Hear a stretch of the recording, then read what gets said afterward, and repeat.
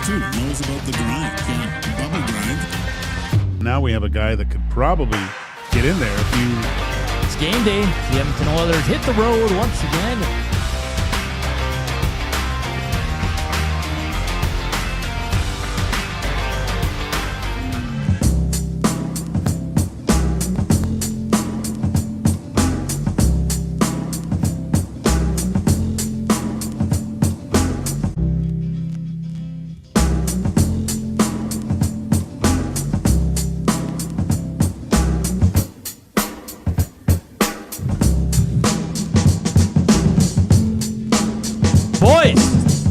Can I kick it? Yes, you can. Can I yes, kick it? Yes, you can. And we're not on sync right there. But, yeah. We'll work on that. Oh, work on that one out. What's going on, Nasties? So much for that one. Welcome to EST Afternoons. That's just an intro song. There's no plan to sing in that one. Hey, we're live from the William Hub Studios. It's a big day today. You know why? Well, free practice 1 and 2. Oilers game 2. Oh, right. Yeah. Dallas down there. It's Joaquin, Gage, Hernan, Salas, Zach Kubich with you. As we get you set for game 2, it's a big one for the Edmonton Oilers tonight. How you feeling, Nasties? The beautiful, the sun's finally come out. It's a Friday night. Tommy's going to be live at Hudson's West Edmonton Mall. We're going to break it all down, get you ready for it. Give you all the updates from Dallas. William Huff Studios, west side of the city. Edmonton Sports Talk, brought to you by Play Alberta. Hit us up on the Nasty Chat. Slam that thumbs up. 150 today. There's no excuses. It's an Edmonton Oilers game day, so let's go. 150 thumbs up. And River Korean Box, 780-218-9999. Joaquin, we got a fantastic show. First 2 segments, lots of Oilers, lots of Dallas Stars. We might dabble a bit into that Florida series, which is not much of a series. Too deep in that one. We're going to talk some Mem Cup. You know what that? With our buddy Guy Flaming at 140. Gets going today. Gager's buddy's son is playing in it with the Medicine Hat Tigers. I feel like we're always a little biased. We want the dub to win, right? Oh, yeah. No, no other. The O, the Q, yeah, they can go to you-know-where. It's all Western League. Yes. 2 o'clock, Zach to the future. See how young Zach does once again. So someone messaged us the other day, goes, if you guys are going in the past, why isn't it called Zach to the past? Because it's a play on Back to the Future. Yes, thank you. Yes. Tim Hauraney, our buddy from TSN F1 IndyCar Insider. It's a busy race week. You got NASCAR, you got the Indy 500, you got Monaco Grand Prix. Who spun out in practice? It was Hajar and a big name had a little bit of a Piastri. Yeah, Piastri had a little hiccup there in practice. Leclerc as well. Tops of the table for both 1 and 2, right? So we'll see what happens here. But he grew up on the mean streets of Monaco, I think. He did. And inside the numbers, hey, we got a depth chart for the green and gold. Exciting! They play tomorrow, 7:30. Wow. In Calgary. I think Iwanik's going. Is he? Yeah, he's going to be down in Calgary for some family stuff, and he might go to the game. So the depth chart familiarize me with that. Is that the starting lineup for the next game? Or yeah, for tomorrow. Okay. Yeah, you always send out the depth chart the day before. What time? Noon? Is there a deadline? There's a deadline for the broadcast. So the broadcast probably would have got it yesterday. Oh, okay. Because they got to plan everything, get the images ready and all that. And I just think for like sports betting and stuff like that. And then we have to so the team has to get it out the day before the game. And there's really no time. I always did it 11 a.m. You're a professional, though. I'm a professional, though. And so that's why. So obviously lots of rookies playing, not a lot of vets. Usually is the case when you travel in the preseason in the CFL. But it's still going to be fun. I absolutely love it. James P says, yes, you can. Rip City Step. Awesome. James says, A Tribe Called Quest. Unreal. Another Mick fan. Love the jams lately, boys. Yeah, we gotta keep rolling with this. Lance Stroll put Leclerc into his family living room in FP1. Oh, boy.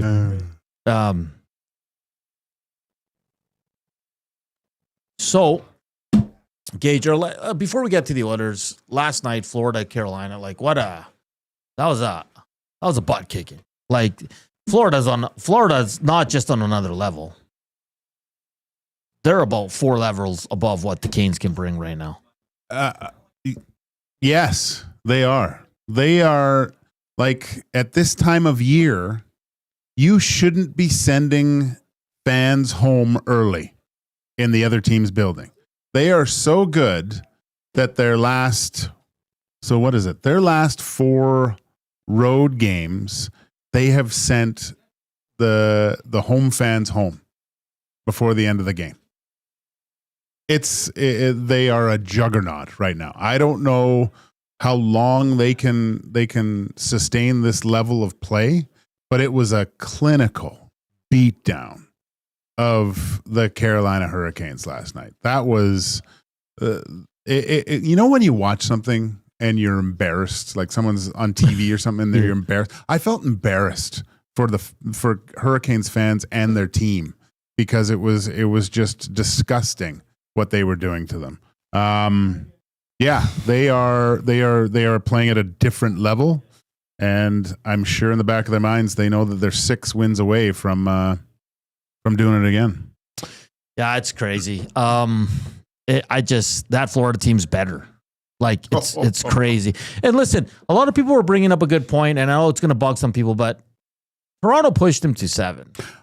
Yeah. This is how I know I know what I'm talking about a little bit, because I did in the group chat. I said Leaf fans should feel a little bit better about themselves right now, and I think Elliot Friedman echoed my statements not a few minutes later. So toot my own horn, but yeah, if I'm a Leaf fan, I'm like, well, we were that close. We were that close.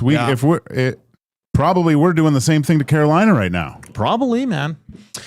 Coop, can we get my OBS up here? I just want to show, unfortunately, Reinhart left the game, did not return. It's a big loss for me, and maybe not for Gage, or he's still... they're still going to be fine, but it's a big loss. I just want your thoughts on this hit. I thought it was late and dirty. Terrible. You know, when we were all talking about it, I didn't see it, and of course it was all over social media after. I find that this hit is equivalent to a blindside hit to the head. Yeah. Right? It's just as bad. It's low, right? It's an attempt to injure a player. You know, when you put your butt out, Aho's, he's a good enough skater. You see him get lower at that point too. Like, he knows exactly what he's doing. That's good. Should be a suspension.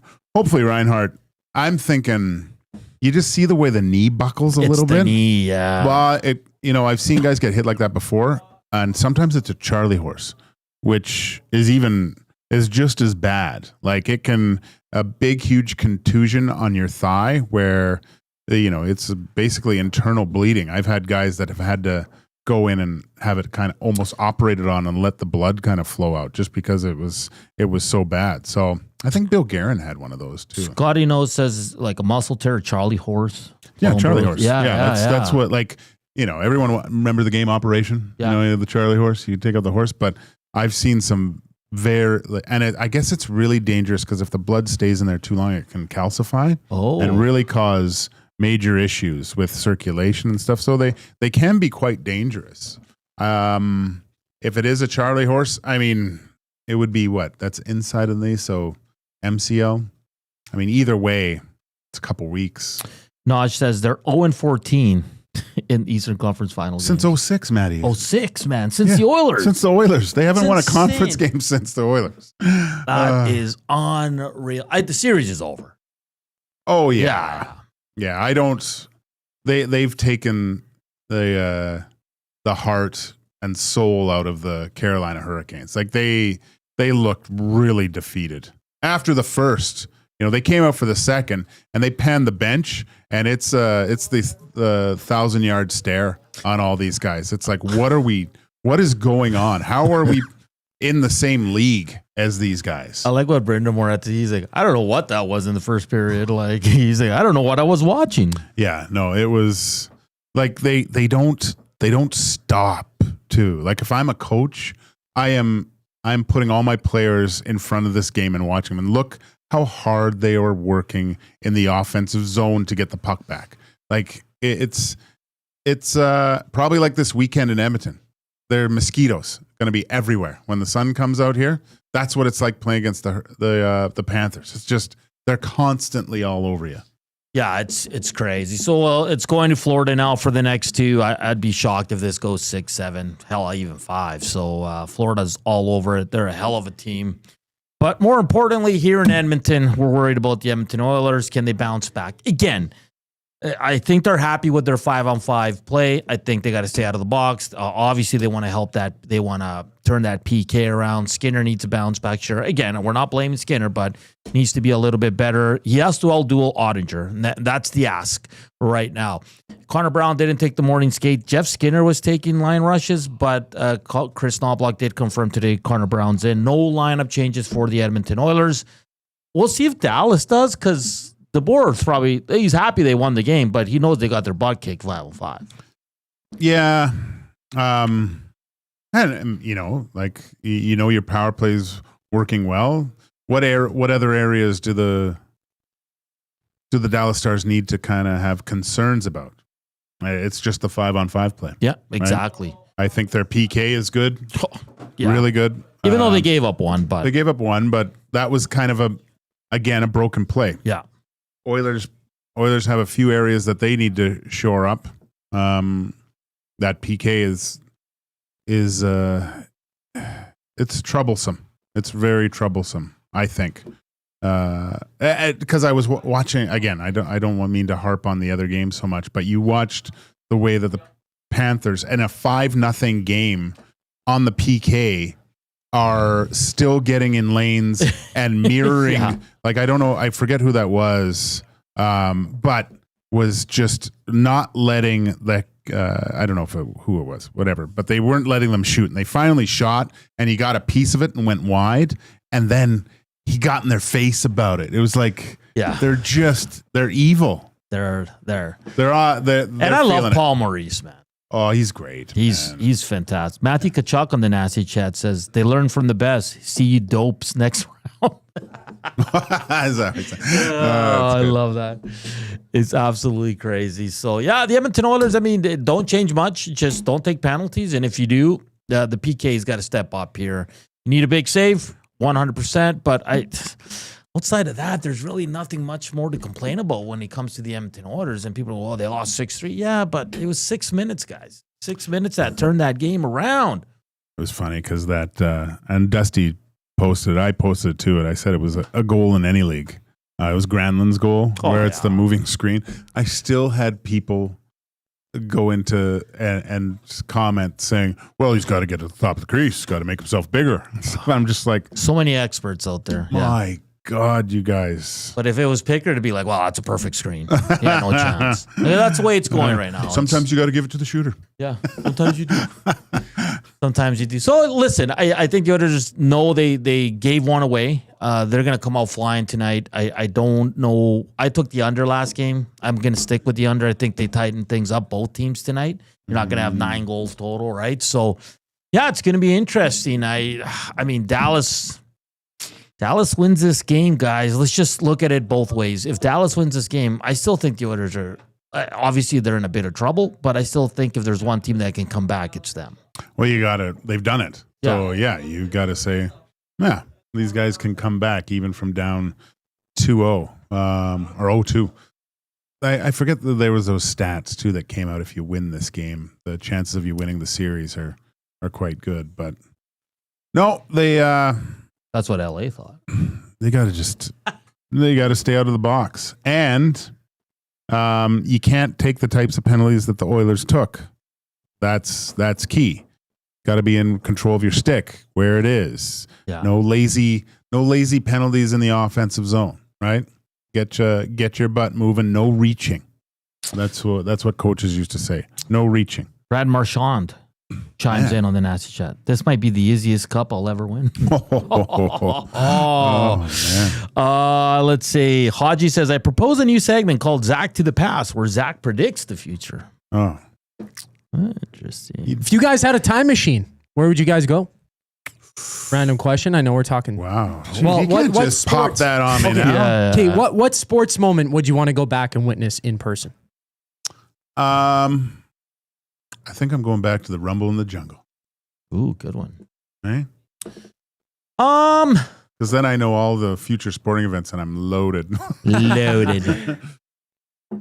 For me, it's probably take me back to a cup the Oilers won in the 80s, or take me back to a Niners championship, or take me back to Chile winning the Copa America, and I'm there live. Ooh. In Chile. Really? Yeah. I mean, there's The golden goal? Could have saved that for Hernan's World next week. Damn it. Let's save it. Forget about it. We didn't do that.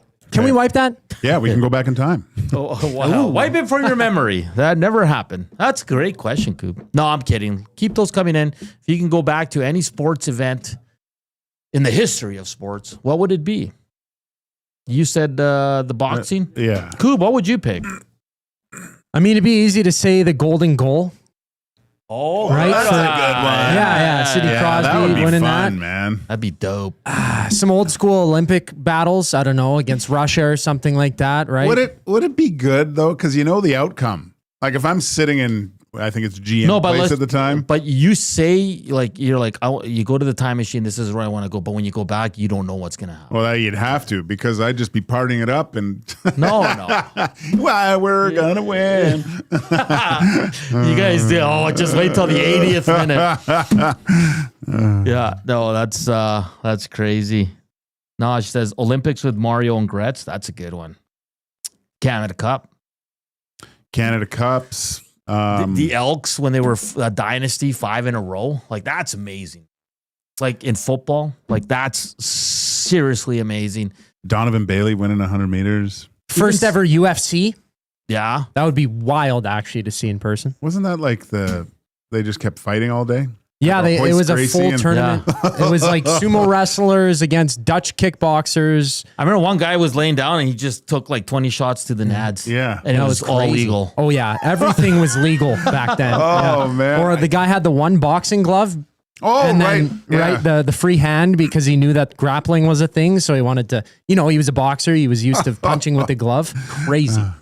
I remember the first time seeing like that Hoist Gracie, that's his name. And we were thinking, what? This guy's going to get killed.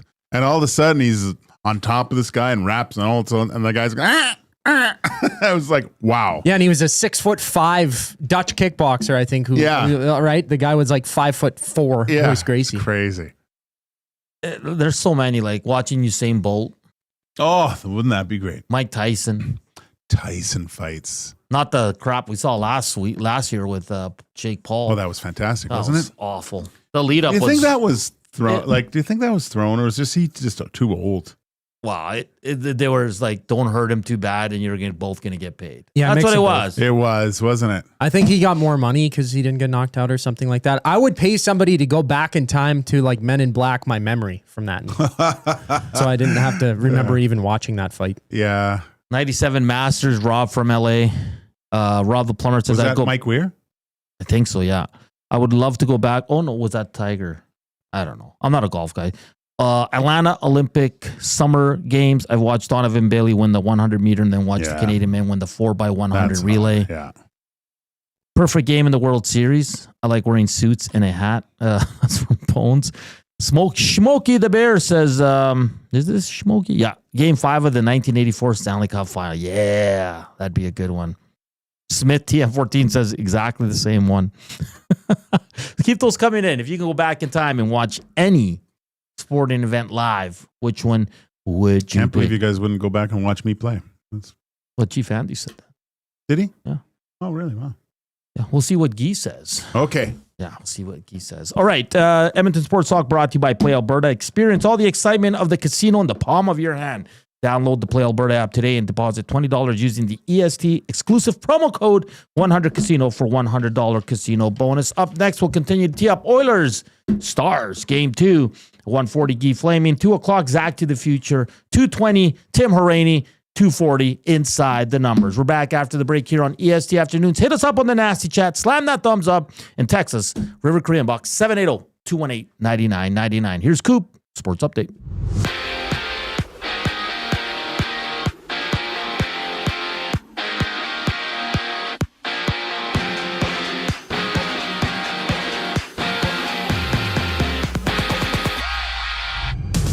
Down in Dallas, Game 2 of the West Final goes between the Oilers and Stars. The Oilers down 2-0 or 1-0 in the series. Join Tom Gazzola and Hernan Salas at Hudson's Bourbon Street in West Ed as they tee up the action during the GCL Diesel Oil Stream pregame show. It starts at 5 right here on EST. On Long Island, Matthew Darsh has been hired as the general manager of the Islanders. Darsh spending the last 6 seasons in Tampa Bay as the director of hockey operations, winning back-to-back Stanley Cups. In Rimouski, the Memorial Cup starts tonight. Gavin McKenna and the Tigers challenge the Oceanic.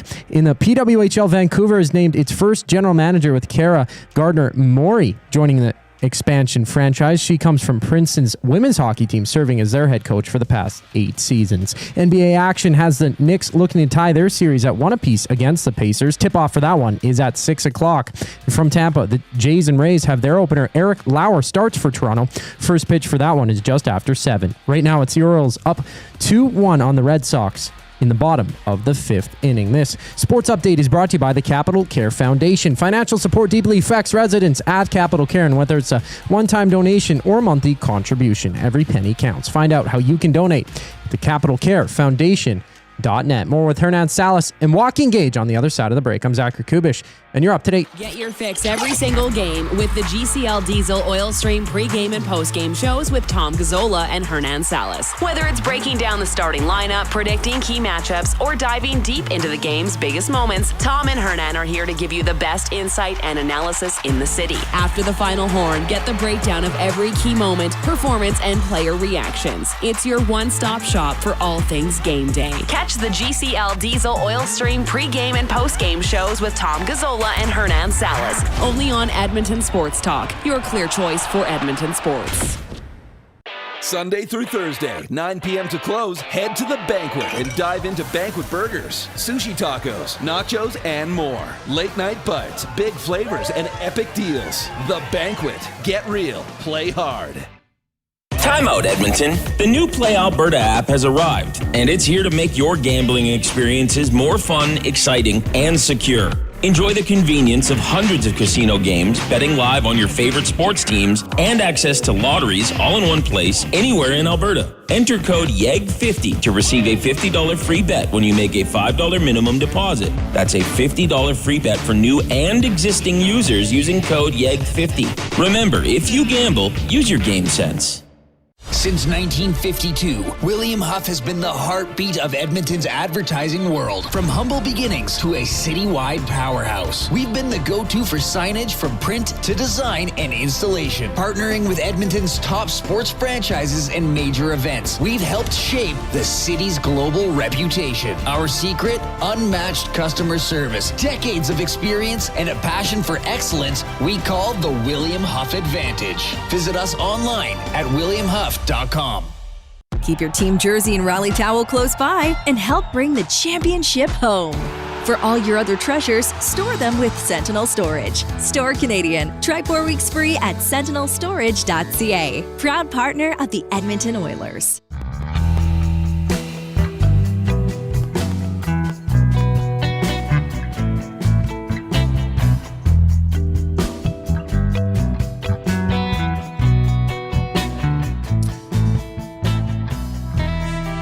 Don't mind this song. It's interesting. Hey. 126 EST afternoons. Joaquin Gage, Hernan Salas, Zach Kubish. Calm for a game day. Yeah. Jen says, "How was the Bourne movie, Hernan?" I was telling you, I before bed, I still had a little bit of time. I was like, I need to watch something. I put on the Bourne Identity. I watched the first 20 minutes. I'm going to finish it tonight. I was entertained. Okay, good. Yeah. And they're all on Netflix. I know. Yeah, I can't wait. I think you'll watch the first 3. Yeah. How many are there? 1, 2, 3, 4, 5. Ooh. So there's the Bourne Identity, the Bourne Supremacy, Bourne Ultimatum, and then the Bourne Legacy is Jeremy Renner. So, see, I don't like when they switch the act. No, but it's good. I don't. And then the last one is with Matt Damon again. Oh, okay. Yeah, I was entertained. It's like Rocky. You watch Rocky movies, right? Yeah. But those are as real as they can get, man. Of course. A young guy from Philadelphia Yeah. gets a shot at the title. Mr. T. Hulk Hogan. I was going to say something bad about Russians, but never mind. Mr. Nielsen says, sitting on the bench in Game 8, 1972 Summit Series, if you can go back in time. Oh. So Chief Andy wanted to go back and watch me play? Yeah, I think he's taking a shot at you. You know Chief Andy. Well, no, he's got to realize there's no internet for you to, you're sending out, letters of how bad I am. You can't just put them online at that point. Stosny says, Tiger winning the Masters in 97, I think. Yeah, I think it's, Okay, I think was it's it Tiger. When did Tiger? Weir win? I think it was earlier. Yeah. What a moment, because I remember when he won, and then, because that would have been early 90s when Weir won the Masters. Yeah. And he came and dropped the puck at a Toronto game, and I was watching. Like, I want to say it was probably an 8-minute standing ovation for Mike Weir. Oh. Like, it was unreal. It was the old Maple Leaf Gardens, I'm pretty sure, where he dropped the puck. Was it? Maybe not. But it was complete goosebumps for 8 minutes, like when he won. It was awesome. Arthur says he has the attention span of a gerbil. He Who can't does? watch spy movies. No, you don't. You watch, you like real stuff or stuff based on something that actually happened. That's fine. But I don't get why you don't want to be entertained by the fantastic sometimes. Sometimes it's nice to. No. Like I mean, this is gonna be hilarious, but like Armageddon, back in the day, I thought that was the greatest movie ever, and then now I'm like, God, it's so stupid, but it was entertaining. You know what? It made you emotional at the end. Oh yeah, it's a fantastic movie. But if you want, because this is really dating myself. On DVDs, you could get they had a special feature where you could get commentary by the actors during the movie. Okay. So if you go into your old DVD selection, I don't know how I guess on a PlayStation or something, throw that in, and you can actually have commentary going while the movie is, and it's Ben Affleck doing it. And it's one of the most incredible commentaries of a guy in a movie, because he basically, like, he's brutally honest. Yeah. Right. And so the whole time when he's going, NASA can't figure out how to build a drill. Yeah. Why are they getting a bunch of rig pigs to go up there and become astronauts in 2 weeks?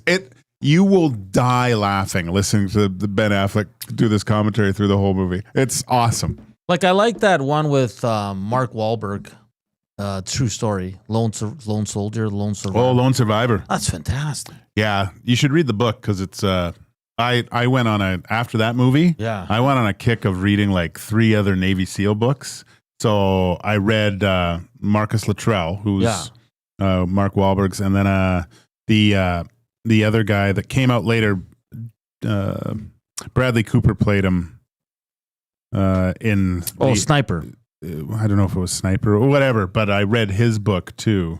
Something Kyle.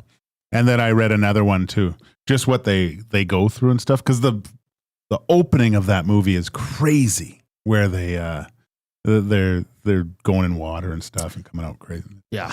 So we'll get to more movie talk here as Hernan's expanding his movie palette to action movies. A little unrealistic, but it's fine. JCD says, "Come on, guys! Tiger put the jacket on him 2003." Well, I don't know. I know he won. It was 2003. Was that late? Really? Huh. No. Was 97 his first year at the Masters as an amateur? Why are you saying 97? That's when Tiger won, I think. Oh, Weir won in 2003. Is that what he said? Yeah. Oh, okay. Sorry. Haji says, I scored lottery tickets for the Sunday round of the 2019 Masters. I would give anything to go back and witness Tiger win his last Masters. It was surreal. That was a great moment. Yeah. I thought Zach would go back to the Kumite and watch Frank Dukes fight. American Sniper Chris Kyle. Southside Stobie says. That's a good movie, man. Yeah. Solid. I love like war movies. Like I'm really into that. Well, it takes you back to the jungles of Chile. No. When you're a freedom fighter. Stop. Let's get back to the game, Joaquin. Okay. I mean, it's such a weird game to preview because there's not a lot to not like about the Oilers game right now, outside of maybe two things. Yeah. Okay. Stupid penalties and the PK. When you look at Dallas, what do you think they have to be better 5-on-5? They have to find a way to eliminate. I think for the most part, I found that the Oilers were able to gain the zone pretty easy. Yeah. Yeah. Their neutral zone play wasn't, and I'm just from this last game. I'm just looking at this last game, not the season on a whole, but they seem to have a lot of trouble. And we haven't mentioned this a lot, but with the Oilers' speed, like and the way that they were reattacking, Dallas has to do a much better job of managing the puck. Like they can't just keep giving the puck back to the Edmonton Oilers because you start feeling good about yourself. Yeah. You're handling it. Yeah. Right. So, and I don't. Still, I mean, they were good offensively and stuff. But we were just talking, right? So we were talking about the game last night and how the Panthers put the game out of reach. And you mentioned it too, where you had the Nurse hit the post and the power play later on. They got to find a way. And I know they're ahead and they're comfortable in playing in those games, but put it to bed when you get the chance. You can't. Don't mess around. At this point, with the four teams that are remaining, they're all good. Well, you could say something about the Carolina Hurricanes, but there's always a chance because of the skill level of these teams. They don't get to this point without a ton of skill. And just leaving the door open with that 2-goal lead, if you have a chance to extend it, you have to. Like there has to be a lot. You got to treat it like it's a tie game late in the game and you're trying to score. Like that mindset has to be put this thing to bed so we can get this win in the win column and move on to the next game. Yeah, because Florida, like at 2-0, for me that game was over. Like they look like they're not coming back. Yeah, but they played like this is what was so impressive is they didn't change. Most teams change, and even I don't know. I don't think though Edmonton changed at all. Even when they were up, they didn't sit back, and that's but in the third they took some penalties, right? But they didn't sit back. They didn't give. I think we all can say after those first two periods, the Dallas Stars have no chance in this if the Oilers keep playing like. Are you at all concerned with Stuart Skinner? No. He's got to be good. Yeah, I'm not concerned per se. But he's good. There's going to be times when he's going to have to take a couple goals away. We played his interview yesterday and talking about not finding the puck. It's not an excuse to be screened as a goaltender. You have to find a way to either find the puck or get in a good enough position where it's going to hit you. But you said it's not easy. No. But you have to do it. And he said it himself. Yeah, right? it's this time of year, usually the goalies are playing so well, that's the only way you're scoring on them anyway, right? It's just really good chances or screenshots. So, yeah, he has to do figure something out. And maybe it's a discussion with his defenseman, right? So I think were you saying about Nurse not battling in front or letting Marchment? Maybe it wasn't you. No, it wasn't me. So Marchment got net front. I don't want to say easy, but have to front those guys a little bit better and get him out of the way. Allow Stuart Skinner to see the puck. And again, I hate to keep harping on the Panthers, but you look at the Hurricanes trying to get to the front of the net, and it is hard. It's a hard road. Joaquin's a Panthers fan. The afternoon inbox is presented by the River Cree Resort and Casino. And I lost my liners, buddy. That's okay, man. Ooh.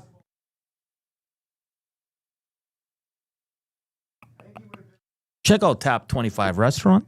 50% off the entire menu. Available 7 days a week from 2 to 5 p.m. Sorry about that. Our our liner Excel sheet got updated, so I can find it. So. That's at the River Cree, though, right? Yes, River Cree Resort and Casino. Make sure to Have you ever been there? Oh yeah. I got taken to dinner there one. It was fantastic. The restaurants are good. I like that you can smoke in there.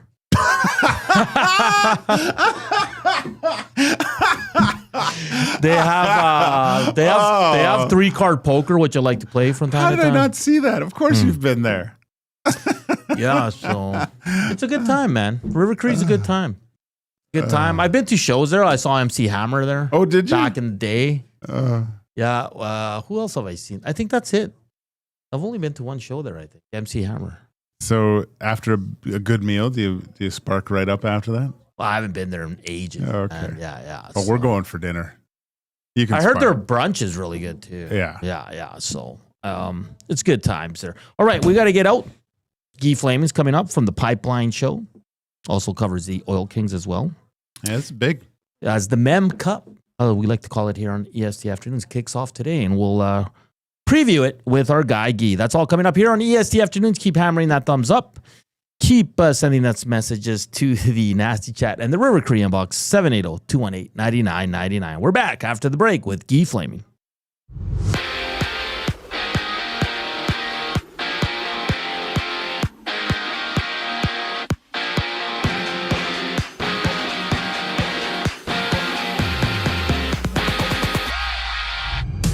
The Oilers look to bounce back in Game 2 against the Stars. Dallas scoring 5 unanswered goals to take the opener by a score of 6-3. Swing by West Ed to join Tom Gazzola and Hernan Salas at Hudson's Bourbon Street as they break down the game during the GCL Diesel Oil Stream pregame show. Tune in at 5 right here on EST. For the Islanders, Matthew Darsh has been named as the team's general manager, with the 57-year-old serving as the director of hockey operations for the Lightning over the past 6 seasons. Staying out east, Medicine Hat takes on Rimouski to kick off the Memorial Cup. Puck drop is at 5. In the CFL, Winnipeg has extended Zach Collaros to a 1-year extension, with the 36-year-old entering his 6th season with the club. Basketball sees New York host Indiana for Game 2 of the East Final, the Knicks trailing 1-0 in the series. MLB action sees Toronto and Tampa with their series opener. Eric Lauer takes the mound for the Jays with first pitch at 7:05. The only other game live right now has Boston tied at 2 apiece against Baltimore in the top of the 6th inning. This sports update is brought to you by Windsor Plywood Leduc, locally owned and operated since 1993. They're more than just plywood. They offer everything from doors and flooring to decking, fencing, and custom millwork. Windsor Plywood Leduc, they're the experts you need to know. We preview the Memorial Cup up next with Guy Flaming on the other side of the break. I'm Zachary Kubish, and you're up to date. EST Hangout. Have you seen that meme of that teacher who made a list of banned words? No. It's like Gen Z slang. Intern, Ben. Was it this? What's the Gen Z slang? I'm sure I know the term. Okay, let Benny guess a few. Yeah, okay. Low key, high key. Yeah. You doing too much. Cap, no cap. What's cap? It means like you're lying. Oh, I benched 400 pounds this morning. I'd be like, cap. God, you guys are idiots. The EST Hangout, presented by Sentinel Storage. Weekday mornings 9 to 11, only on Edmonton Sports Talk. Your clear choice for Edmonton sports. Experience the iconic music of Dire Straits with DSL. Dire Straits Legacy, June 12th in the venue at River Cree Resort and Casino. Featuring original members and musicians who recorded, performed, and toured the globe with Dire Straits. Alan Clark, Dire Straits' first keyboardist, plus Phil Palmer, Danny Cummings, and Mel Collins. This incredible show includes all the hits: Money for Nothing, Sultans of Swing, Walk of Life, and more. Tickets at rivercreeresort.com. River Cree Resort and Casino. Excitement. Bet on it.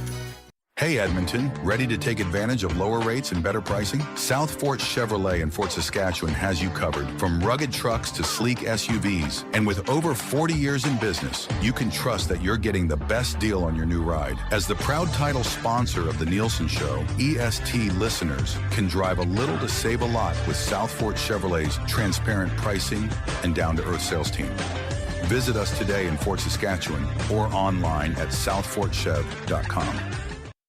Looking for quality building materials and friendly advice? Visit us at Windsor Plywood Leduc, family owned and locally run since 1993. From interior materials for doors, flooring, baseboards, and all the finishing touches to all you need for your outdoor projects like cedar lumber for decks and fences, plus all the plywood you'd need. Our full-time on-staff carpenter can help with anything odd-sized or custom, and from domestic hardwoods to exotic selections, we've got you covered. And if we don't have it, we'll track it down for you. Windsor Plywood Leduc. We're the experts you need to know.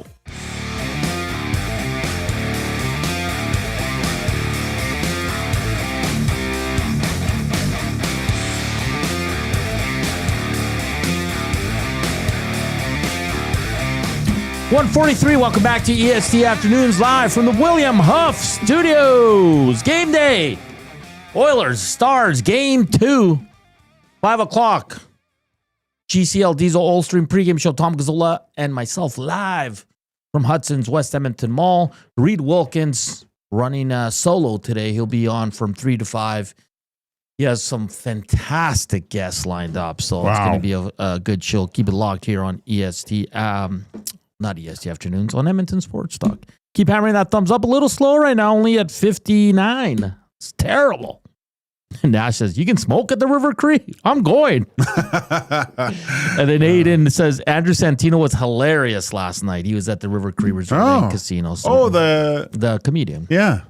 Good stuff. Good stuff. All right, let's talk some junior hockey with our guy, Guy Flaming, from the Pipeline Show as he joins us now. Guy, before we get to the big tournament here, you can go back in a time machine and watch one sporting event again. Which one would it be? Canada Cup, 87.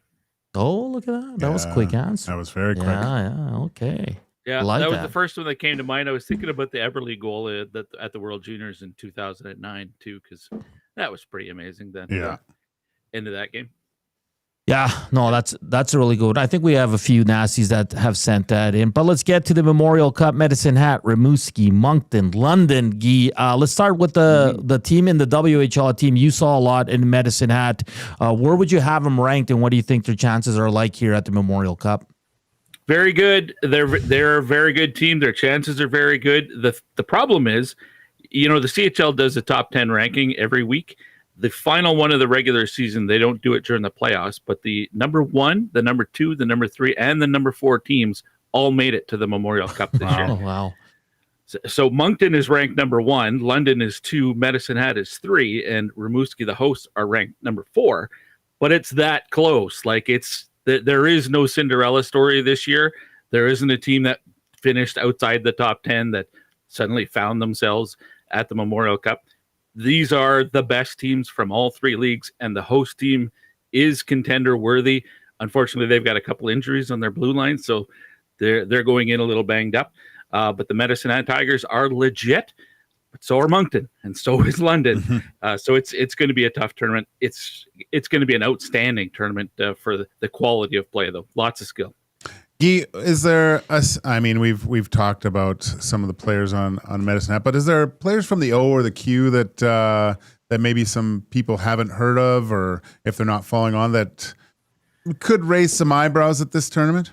Oh, of course, yes. All the teams have star players. There's 12 drafted guys with the London Knights. If I pull up the list, some of the names just on their blue line. Oliver Bonk is a first-round pick of the Philadelphia Flyers. Sam Dickinson's a first-round pick of the San Jose Sharks. They've got a couple other guys from their blue line that are drafted.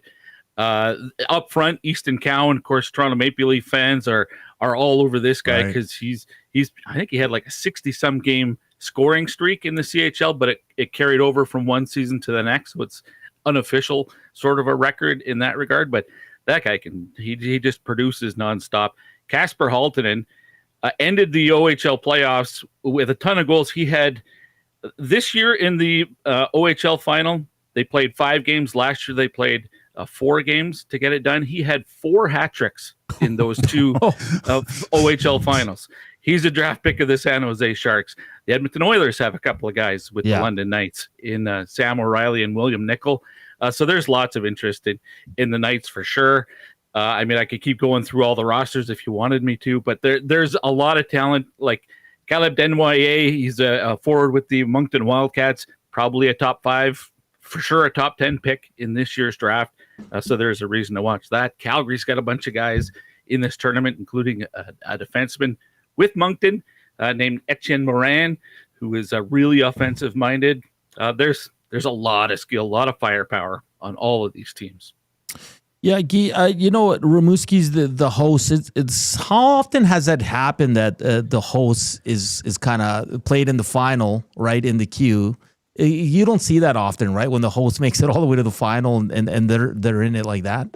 Yeah, well, you're hoping as the host team that you get there as the champion, because you don't want all the they're only there because they're the hosts. But they got to the final. Give them credit.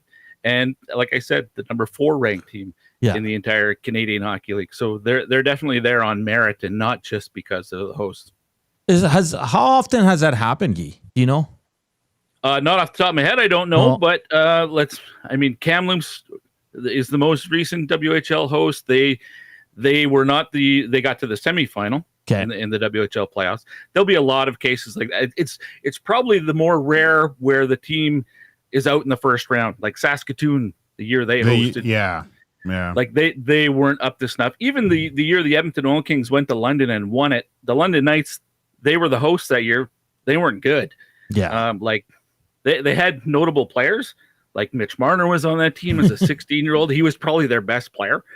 But like Max Domi was there and he was terrible. And they had a bunch. I think Anthony Stolars was their goalie, as a matter of fact, and he was just okay.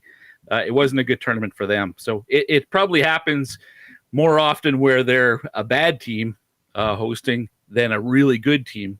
But I mean, next year it's the Kelowna Rockets' turn to host, and they finished dead last in their conference this year. So they've got their work cut out for them. Usually, what happens, the team that's hosting the CHL does do an okay job of selecting because they can see that the team's on the rise, but there's usually a trade frenzy of giving away picks so they can become competitive at that point. It always shocks me. Well, especially when I was a game away from going to the Memorial Cup way back when, but the fact that you play in this type of 7-game series all the way to get there and then go to this tournament format. Just looking at how do you see these teams adapting to that? Or is this just what these kids are used to? They know what it's about, but it just seems like such a grind to get there, and then just get to the one and done type of playoff series. Do you, just in the Medicine Hat Tigers case, do you think that kind of format benefits them in this scenario to maybe become CHL champions? I don't know if it's a benefit to anybody. It's so hard. I mean, the argument is that it's the hardest trophy in sports to win, is the Memorial Cup, because I mean, you got to win your league and then go and play against at least two other league champions who just did what you did, and then you got to elevate your game even more. It's so hard. I remember going when the Oil Kings won it in 2014. That series against the Portland Winterhawks, to get there, that was the bigger achievement. Looking back now, I think that was the more memorable experience and the bigger win than winning the Memorial Cup, because they played Guelph, they played London and Val-d'Or. I mean, the games against Val-d'Or were marathon overtime games and fantastic, but there's no motion. Like you're not playing an arch rival, whereas playing Portland for the third year in a row in a final, and the factory, but that was the bigger achievement. It's like I always tell people, like winning your league title, it's like having your favorite meal, a roast beef dinner or prime rib or something like that, and you're absolutely full. The Memorial Cup's like dessert afterwards. You don't need it really, but I mean, look at me, I like dessert, so I'll take the Memorial Cup anytime. But it's like the icing on top of the cake at the end. I think the league title is more important. Guy, quickly, the Oil Kings, I kind of jinxed it when they took a 3-1 series lead. I said it's over. I kind of blame myself for that. What happened there in those final 3 games that they couldn't close it out? Yeah, it was tough. I mean, they were going up against a team that got better as the series went on, and Edmonton just continued to play kind of B plus hockey. Whereas by the end of it, Prince Albert was playing their A game. and doing it without one of their better players as well. So it just got away from the Oil Kings, but it was a youngish team who hadn't been there yet. A lot of guys with no playoff experience. Now they have some. So next year, looking better for Edmonton. For sure. Gavin McKenna, does he stand out in this tournament, do you think? Yeah, I do. I think he probably ends up being the leading scorer in the tournament. I mean, you look at what he did at the World Junior Championship for Canada. There'll be a lot of high scorers, a lot of potential leading scorers in the tournament, but I think he's the best player. It's really going to be interesting to see what happens with him after this tournament. Because, I mean, the thought is he's probably going to college, and, you know, for most of these guys, I say you don't really need to do that, right? You know, as a 18 or 19-year-old, but for him, you can really kind of make the argument that what's left for him to do at the WHL level. I mean, now he's got a league title. He's led the league in scoring. He's going to get drafted number 1 overall next year. Maybe he's ready for a new challenge. But, you know, I'd love to see him stay in the Western Hockey League. It would be good for the league and for the CHL, but we'll see what happens. Keith Fleming from the Pipeline Show joining us here on EST Afternoons. Give you watching any of these Stanley Cup playoffs? I have been. I only watched the first period of the first game between Dallas and Edmonton. The Oilers looked very, very good, and then I checked the score later on and had to do a double take. So I made sure I tuned into the post-game show to see what was happening, and Dusty going off the rails there was fairly entertaining. Yeah. So I might have to watch when the next game's tonight, right? Well, I'll be busy with the Medicine Hat and Rimouski game. Yes. Yeah, no, I'll tune in when I can for sure. For sure. And what's coming up? Pipeline Show, where can people find your work, Guy? Any podcast platform that you get your podcast from, you can find it there. Of course, on Edmonton Sports Talk as well. Saturdays, usually right after Hello Hockey, unless there's something going on tomorrow at noon that is going to bump me like last Saturday, but that's fine. This week, it's Memorial Cup preview. So the play-by-play guys from all 4 teams are on the show this week. Awesome. And get everybody set up for the big tournament. Guy, is Dean Vroman, I know he was, he retired. Did he retire in Portland? Yes. Yeah. Yeah. And I think it was his dad that was the play-by-play guy. First Skip. Yeah, I think so too. Yeah, Andy Kemper was there for a long time as the color guy, kind of like a historian for the Winterhawks. Yeah. We got to get together and talk about this together sometime. So this is all right. Great. Nick Merrick. Sure. Nick Merrick is the guy who calls the games for Portland now, and he's really good. One of the best in the WHL. Cool. All right, Guy, putting you on the spot before we let you go. You're Memorial Cup champ. You do predictions? Wow. I'm a WHL guy. It's been a while. It's been there's the Oil Kings won it in 2014. There's been 8 tournaments since then. Edmonton or the WHL hasn't won any of them. They've been in the final 3 times, but haven't been able to lock it down. I'll say Medicine Hat wins it this year. All right, Guy. Thank you for taking the time to join us. Enjoy the Memorial Cup and the Stanley Cup playoffs. We'll chat soon, my friend. I will be watching for sure. I'm glad to hear you're finally watching some adult movies there. Not adult, but like grown-up movies. Grown-up movie, yeah. Proper movies. Jeez. That's right. I'm sure he was watching all the adult movies before as it was. All right, Guy. See you guys. See you guys. What a way to end it. Oh, boy. Hernan and his portions of this hour brought to you by the Canadian Brew House. Make your birthday legendary at the CBH. Epic food, killer drinks, and a vibe you can't beat. Plus, get free nachos with the wrap. Book your party now. The Canadian Brew House. Our house is your house. We're back with Zach to the Future in hour 2. We're back with Tim Hauraney, talk some F1, Monaco Grand Prix, the Indy 500, and then we got Inside the Numbers, the Elks in action tomorrow. First preseason game down in Calgary. That's all coming up here. What do we have for thumbs, guys? 79, not bad. Let's get to 100 by the time we come back for Zach to the Future. Is that cool, Joaquin? I like it. I like it too. Slam that thumbs up. River Korean Box 780-218-9999 and hit us up on the Nasty Chat. Zach to the Future coming up on EST Afternoons. Get your fix every single game with the GCL Diesel Oil Stream pregame and postgame shows with Tom Gazzola and Hernan Salas. Whether it's breaking down the starting lineup, predicting key matchups, or diving deep into the game's biggest moments, Tom and Hernan are here to give you the best insight and analysis in the city. After the final horn, get the breakdown of every key moment, performance, and player reactions. It's your one-stop shop for all things game day. Catch the GCL Diesel Oil Stream pregame and postgame shows with Tom Gazzola and Hernan Salas, only on Edmonton Sports Talk, your clear choice for Edmonton sports.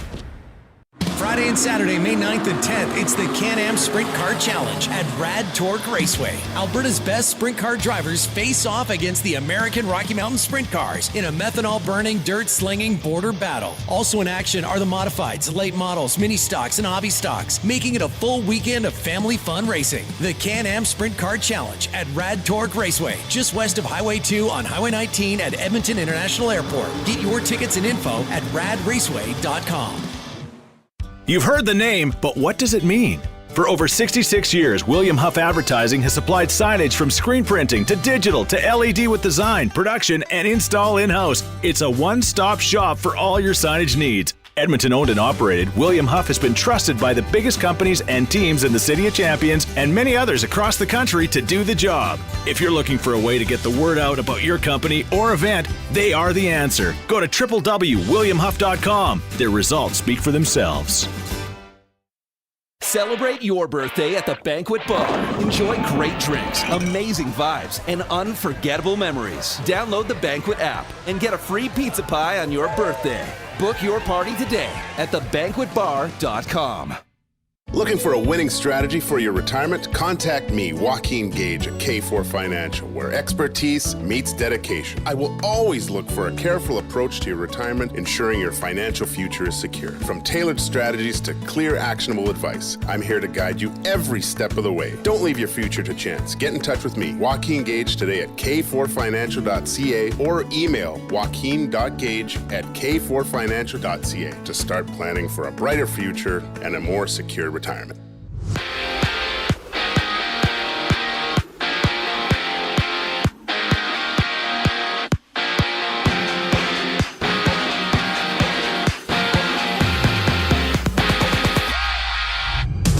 Edmonton battles Dallas down 1-0 in the Western Conference Final. Tom Gazzola and Hernan Salas, they get you set for the action during the GCL Diesel Oil Stream pregame show live from Hudson's Bourbon Street in West Edmonton Mall at 5 o'clock. Tune in right here on EST. On Long Island, Matthew Darsh has been hired as the general manager of the Islanders. He spent the last 6 seasons in Tampa Bay as the director of hockey operations. Staying in hockey, Gavin McKenna and his Tigers open up the Memorial Cup against the hosts, Rimouski. Out in Winnipeg, the Blue Bombers have signed 36-year-old Zach Collaros to a 1-year extension to lock him up through the 2026 season. On the court, the Knicks and Pacers tip off in Game 2 of the East Final, with New York blowing a 14-point lead in the final 3 minutes of the opening contest. For the Jays, they challenge the Rays in their series opener. Eric Lauer gets the ball for Toronto with first pitch at 7:05. Right now, there's one game live. Boston taking a 6-2 lead over Baltimore in the top of the 7th inning. I'm Zachary Kubish. That was your sports update. The second and final hour of EST Afternoons starts right now.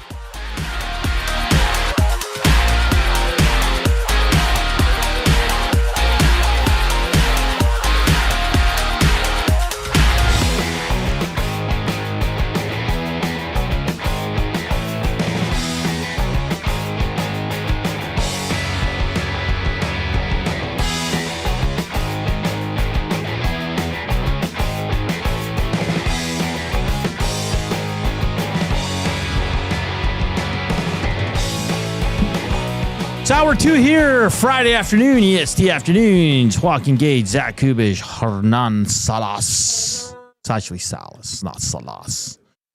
Here with you as we roll along on Edmonton Oilers game day. We just had a nasty stop by. He's very excited. Took a picture with the boys. Hey, that's pretty cool.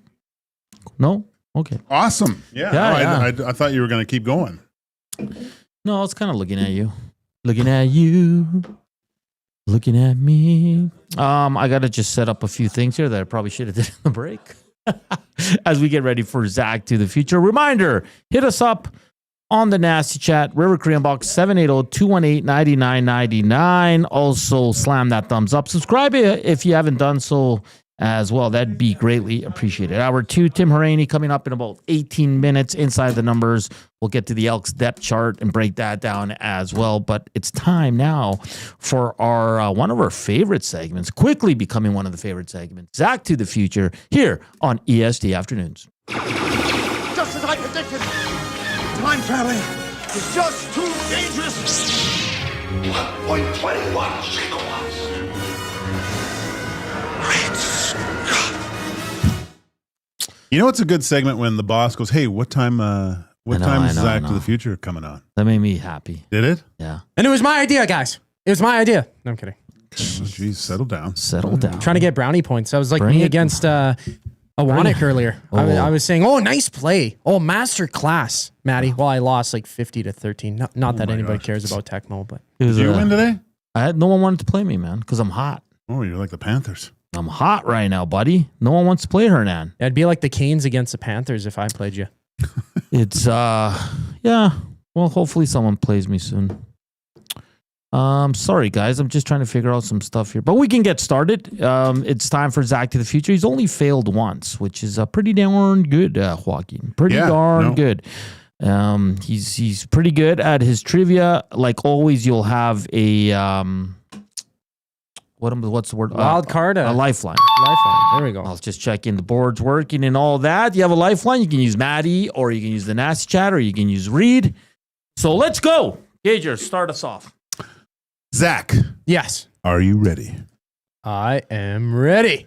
Your first question. Can you name 2 of the 4 Teenage Mutant Ninja Turtles? 2? Would you like me to read the Leonardo. question again? Yes. Zach, name 2 of the 4 Teenage Mutant Ninja Turtles. So half them. I need to get 50% right. Okay. Well, they're all named after very historic figures. Leonardo, Raphael. I think those are 2, right?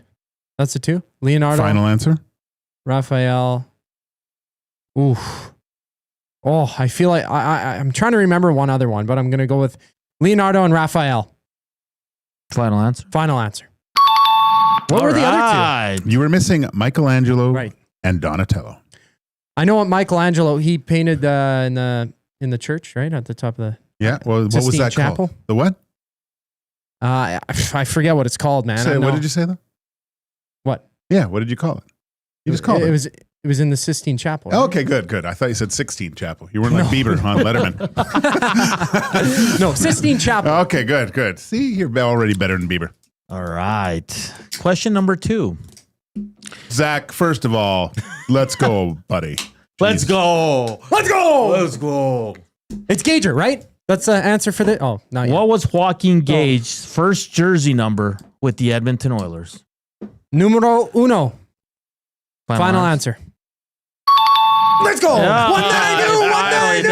I knew it. He finally did it. Probably just went home and studied everything. He knows more about me than I do. All right. Question number 3. I'm glad I got one right. I've won now. Wait, I don't even care. I didn't put it in here because I just thought of it. Name. Actually, let's go with the movie clip here. Okay. Okay. So you're 2 for 2. You're hot. You're hot, kid. 2 for 2 like the Florida Panthers.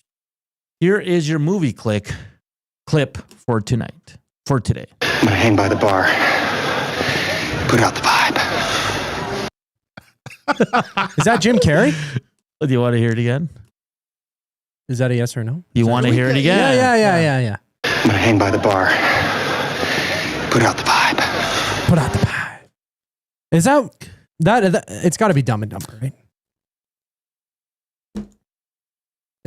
I'm going to say it's from Dumb and Dumber because the boys were talking about it on the oil stream. I know that's Jim Carrey, though. So Dumb and Dumber, final answer. And I totally redeemed myself. You know what's crazy? I had that clip picked out yesterday, and the guy started talking about it. I'm like, this is perfect. Oh, no way. Yeah. What a slid movie. that under the bar, hey? What a movie. That's one of the best movies of all time. Is We're that on fair? the moon. All right, 3 for 3. You're rolling. Let's go. Whoa. What was that? All right. Sorry. Coop. fellas. Am I doing the next one? Yeah. Sounded like a hearing test. Coop, here's a song. Guess. Name that tune.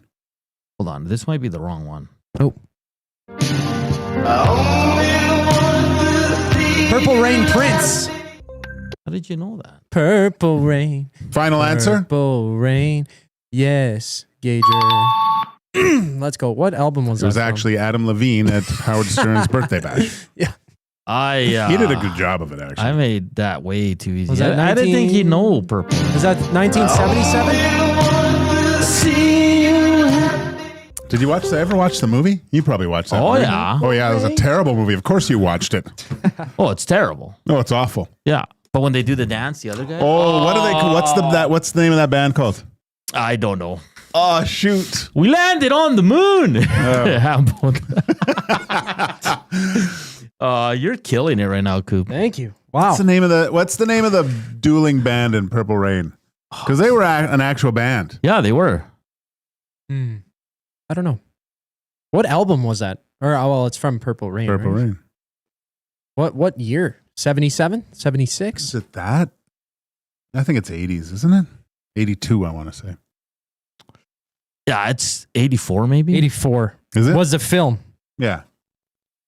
Hmm. How many Oscars does Prince have? I don't know. 84. One, How many Oscars? 2 Oscars. Oscars. You talking Grammys? Oscars. For what? Best original sound Oh, track. okay. Or whatever. Like the soundtrack. So Purple Rain's one. What's the other one? Purple Rain. No, I know what it is. Prince? Prince. He won 2 Oscars for 2 soundtracks and movies. One was Purple Rain. What was the other one? Had to be in a really good movie. A really good movie. Now, is this like... It was a really good movie.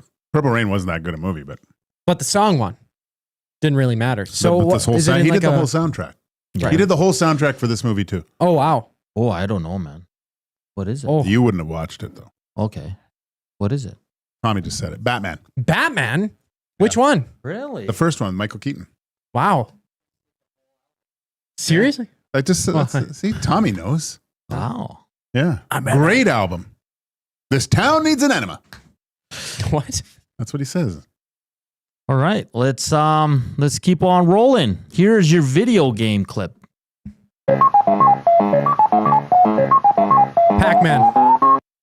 Damn it. That one's way too easy. Like that. Okay, we gotta. That one. No, but you know why I Okay. picked it? Because 45 years ago, yesterday, Pac-Man's original release came out in the arcade. We might have to expand the years. I mean, Back to the Future for him is not that long ago. It's like a couple days ago, really. So we can video game clips. He'll. But how would I if get someone that. played that for me? I wouldn't. I guess. No. I think that's haven't the played most- Pac-Man in years. Besides Decades. The Legend of Zelda, when you get like an item, that's probably the second most recognizable sound clip. Yeah. And Mario, of course. So like they're like top 3. They go hand in hand. Okay, you're 5 for 5, brah. Wow. It's time now for the name. Oh. I texted it to you. Oh no. Oh no. All right, well, this is where I get my first All right. You guys kill some time while I type, okay? Yes. This player was with the green and gold. He actually got released today. Oh. Yeah, it's a little unfortunate. But that's the way she goes. Yeah, man. Getting released sucks. Yeah, it does. So this, you work all off season, and then I think he got hurt, though. Oh, did he? Yeah, something like that. Football's even worse, too. Like, I remember going to camp and having guys, like, on tryouts come in, just working so hard, and then that was a sad day. Max Bezuza says, just looking it up, he didn't win for Batman. Yes, he did. Are you going to go against Max Bezuza? He doesn't know what he's talking about. Okay, here is the name. I mean, the first one is it's a layup, but Koob, whenever you're ready, my friend. Sam Anchimpong. Sam Anchimpong. Is that your final answer? Ooh. I don't want to use a lifeline on this because I believe. I believe. That's what Trev told me to do today. I got to believe in myself. Okay. Sam Anchimpong is my final answer. Say that again. Sam Achimpong. So you said Sam Achimpong. It's Sam Achimpong. Mpong. Yeah. That's your first wrong one. And if you missed it, Pong was wrong. He's on the green and gold. He was released today. They sent it out this morning. Sam Achimpong. Sam Achimpong. You said Sam Achimpong. Achimpong. Yes. God, Max Bezuza's right. I thought he won for, or maybe he was nominated. You never question Max Bezuza, bro. Well, he's a man who knows things. All right, it's time for your sports moment. You've only got one wrong. You've already passed, but you should know this one. Know this one. Know this one. Know this one. Know this one. Know this one. Know this one. Know this one. Know this one. Know this one. Know this one. Little remix there. We go. Nice. Sorry, I just had to mute my end of it. Yeah. This is Lyoto Machida, Vitor Belfort. Many moons who got inducted to the yes, UFC many Hall of moons Fame. ago. I want you to tell me what happens. I can't run the clip because it's really quick. But what happens next? And you got to pick the fighter. So Lyoto Machida's in the yellow, Belfort's in the white trunks.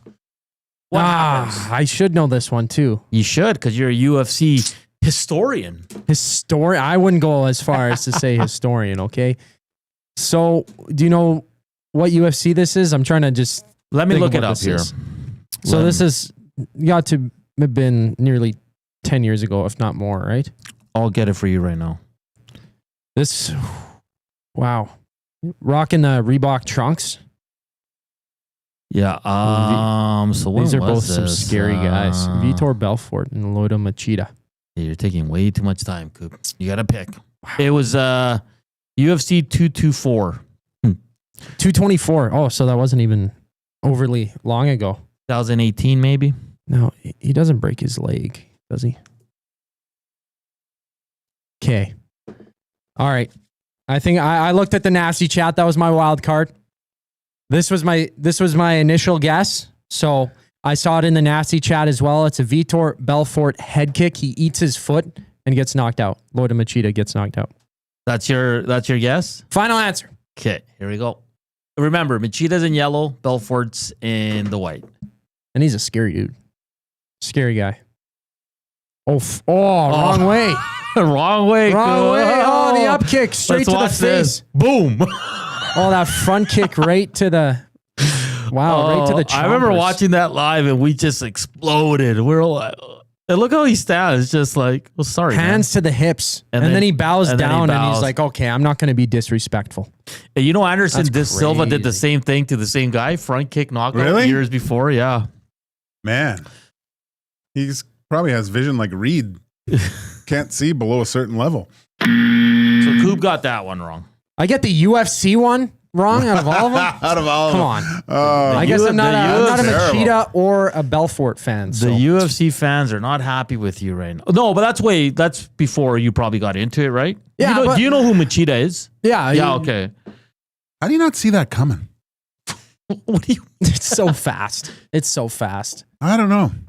Well, his guard was in a certain way where the middle was open. I don't know what the context was before, if he was kicking his leg. Like, that's the whole thing. It's like chess, right? When you're fighting, like you kick a... Like, who's kick the expecting a leg front kick in the mouth? Like, seriously. Tony Ferguson wasn't. I mean... And he retired Belfort with that Did he? kick. Yeah, he never fought again. Oh, yeah, it's embarrassing. It's interesting. That's amazing. That's Imagine awesome. going and saying, I'm just going to kick this guy in the face. And like it works. Like, jeez. Yeah. You know how long it would take me to kick you in the face? You could see that coming for like 2 weeks early. And Anderson Silva did it the same way. Just kind of, and then boom. And then the guy's crazy. out. And you don't see that a lot in UFC. A lot of guys don't use it. There's a few times. Usually it's a teep kick, so you kick somebody in the stomach. Yeah, who does so you that push a lot? back? Sean St. Strickland Pierre does that. used to customize his fight for certain people. I remember one fight he was just using front kicks to the stomach, and the guy just couldn't breathe at the end. Calvin C. Johnny Lawrence wasn't expecting it. That's a phenomenal point. I guess so. That is just amazing. But like, I watch a lot of UFC too, more back in the day, and I've only seen that front kick maybe 3 times. Oh man! Because you know how good, like to land it, like your timing, everything, perfect, man. When you see it, it's just fantastic, like mesmerizing, like that one was. That's crazy, man. Calvin says, "Coop, Steven Seagal is shaking his head at you." So is John Claude Van Damme, probably. Yeah, Matt. He goes, kicks don't usually come up the middle; they come from the side, right? But for sure. Yeah. That happens a lot. But if I was a UFC fighter, that'd be in my arsenal. Your front kick to the chops. You'd put that in the toolbox? Oh, yeah. Because no one's expecting it. Yeah. And that would hurt you if you hit somebody in the teeth. And Vitor Belfort was one of the best fighters. Maybe not at that moment. He was a little bit older, but... Yeah, in his prime, he was a machine for sure. And but then he started people dropping going to the moss fights. pit. No front kicks to the melon tonight. No karate in the pit. Boy, that was awesome. I was like, last night I was like, what? I need to switch it up. Maybe something UFC. I'm There's surprised so you many went good UFC, moments yeah. in the UFC. And then I thought of the front kick, and I was like, that's perfect. That's amazing. What's the best knockout in the UFC? Oh, I mean, there's a recent one in the last few seconds where it was for the BMF title. It was Holloway against Justin Gaethje. I saw it. Yeah, when he's winning the fight, and there's like 15, and he goes, get in the middle, and they just start swinging, and he knocks him out. There's also one, Coop, I don't know, maybe you're too young for this, but Anthony Pettis, when he runs and he jumps on the cage and hits it for like 4 steps and does a kick to the head. Yeah. Are you allowed to do that? Yeah, you can use a I guess cage. so. There was a fighter, he just got taken off the UFC roster. His name is, it's drawing a blank. Michel Pereira, I think. He's not in the UFC roster anymore, but he did a lot of stunts, I guess. He was an fence acrobat work. in there. What's that called? Fence work? I don't even know what you'd call it, man. You're just flipping around. There's so many, though. And a lot of them come from like guys that are unknown. Yeah. They're just like, holy smokes. I'd be scared of my toes getting caught in the chain link fence. That happens a lot. I mean, people use it for grips and stuff against the rules, but it is what it is. There's so many good knockouts. Anderson Silva had many. Jorge Masvidal. Oh, when he jumped in flying knee. Ben Askren, in the first. Then under 10 who seconds, knocked it was the him out? quickest. Who knocked Masvidal Jorge? After, I don't remember. I remember he kept his hands low, and the guy just popped him. Yeah, he was too cocky of a fighter. Very arrogant. Yeah. Does he fight any? I don't think he fights anymore. He fights in some weird does league, he? probably. Yeah, there's some new fighting promotions that have gone up. I don't even know. Probably Jake Paul's fighting league or something like that. I don't. Why he should have a league? Jeez. He does MVP. That's another great Hernan's World. Best knockouts in UFC history, and we can actually play them. That'd be awesome. And rank them. I like that. Like this one would be up there. A nice front kick to the mouth. Yeah. Yeah, it's really good. Who did the? I'm trying to remember who had his foot caught. Like he won the knockout of the year, I think last year. Joaquin Buckley, I think. Oh, he did. He got his kick caught, and then he spun the other way with the other foot and kicked him in the face. Saw and then that. He just dropped down. Fantastic. That was ridiculous. Top 10 Sports Center kind of moment. Yeah, Top he 3. spun around the other way and they're like, what? And just clocked the guy. Was it Usman that knocked out Masvidal? Honestly, I think it will. Yeah, I think that's something like that. I don't know. All right, we got to get to a break here. Tim Hauraney, our good buddies, coming up to talk some F1. Yes, we'll finish off with some Oilers talk. 100%. It's a big game, and Reed Wilkins is going to have more on it from 3 to 5. He's got a great list of guests coming up. And then at 5, Tom Gazzola, myself, Matt Cassian. I was going to say Zach Cassian. Matt Cassian. We'll bring you the pregame show live from Hudson's West Edmonton Mall. We're back after the break with Tim Hauraney here on EST Afternoons. Keep slamming that thumbs up. Here's Scoop, Sports Update.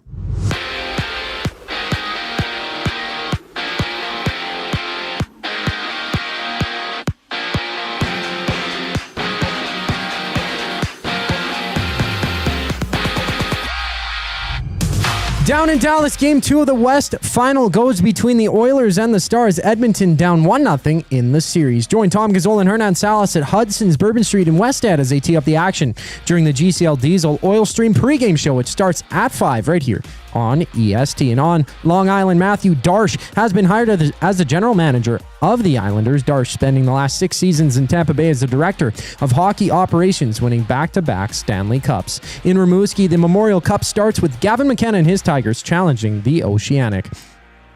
In NBA action has the Knicks looking to tie their series with the Pacers. At 1 apiece, tip-off for that one is at 6 o'clock. In the CFL, Winnipeg has extended Zach Collaros to a 1-year extension, with the 36-year-old entering his 6th year with the club. From Tampa, the Jays and Rays have their series opener. Eric Lauer starts for Toronto. First pitch for that one is just after 7. Right now, it's the Orioles down 6-3 against the Red Sox midway through the 8th inning. Tim Hauraney up next to preview the race in Monaco. I'm Zachary Kubish, and you're up to date. It's the iconic music of Dire Straits with DSL. Dire Straits Legacy, June 12th in the venue at River Cree Resort and Casino. Featuring original members and musicians who recorded, performed, and toured the globe with Dire Straits. Alan Clark, Dire Straits' first keyboardist, plus Phil Palmer, Danny Cummings, and Mel Collins. This incredible show includes all the hits, Money for Nothing, Sultans of Swing, Walk of Life, and more. Tickets at rivercreeresort.com. River Cree Resort and Casino. Excitement. Bet on it. Keep your team jersey and rally towel close by and help bring the championship home. For all your other treasures, store them with Sentinel Storage. Store Canadian. Try 4 weeks free at sentinelstorage.ca. Proud partner of the Edmonton Oilers. Timeout, Edmonton. The new Play Alberta app has arrived, and it's here to make your gambling experiences more fun, exciting, and secure. Enjoy the convenience of hundreds of casino games, betting live on your favorite sports teams, and access to lotteries all in one place, anywhere in Alberta. Enter code YEG50 to receive a $50 free bet when you make a $5 minimum deposit. That's a $50 free bet for new and existing users using code YEG50. Remember, if you gamble, use your game sense. Hey Edmonton, ready to take advantage of lower rates and better pricing? South Fort Chevrolet in Fort Saskatchewan has you covered. From rugged trucks to sleek SUVs. And with over 40 years in business, you can trust that you're getting the best deal on your new ride. As the proud title sponsor of the Nielsen Show, EST listeners can drive a little to save a lot with South Fort Chevrolet's transparent pricing and down-to-earth sales team. Visit us today in Fort Saskatchewan or online at southfortchev.com. Strike up some fun at the Banquet Bar. Bowling, drinks, and a great time with friends where the good times roll. Whether you're here to bowl or just hang out, the Banquet Bar is your go-to spot. Get real, play hard at the Banquet. Got some gently used furniture or home goods that need a new home? Find Edmonton is here to help. Every month we furnish over 100 homes to those transitioning out of homelessness, and we need your gently used furniture and home goods. Drop off at 5120 122nd Street or call for free local pickup. Just visit findedmonton.com to learn how your donations can help create a home for someone in need. Plus shop our thrift store, in-store or online, with proceeds benefit those moving out of homelessness through housing supports. Visit us at findedmonton.com. Find Edmonton, supporting our community one home at a time.